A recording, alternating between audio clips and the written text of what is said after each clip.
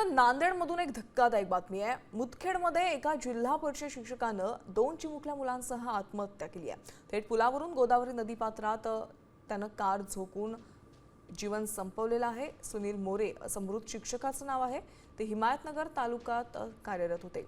आत्महत्येपूर्वी त्यांनी व्हॉट्सअपवर स्टेटसवर गटे शिक्षणाधिकारी केंद्र प्रमुखांच्या जाचाला कंटाळून आत्महत्या केल्याचं म्हटलंय। या धक्कादायक घटनेमुळे संपूर्ण परिसरात खळबळ उडाली आहे।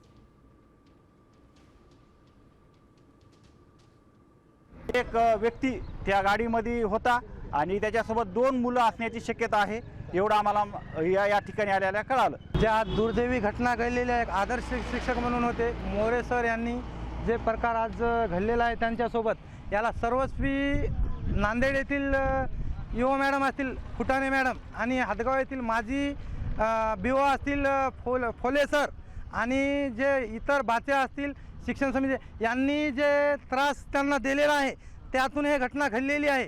कारण की गेल्या 1 वर्षापासून ज्यांच्यावर दोषी सिद्ध झाले त्यांना पाठीमागे घालून यांना नाहक त्रास दिलेला आहे, त्यामुळे दुर्दैवी ही घटना घडलेली आहे। साम टीव्ही मी नेहमी पाहतो, त्यावर दाखवलेल्या बातम्या रिलेट करतात।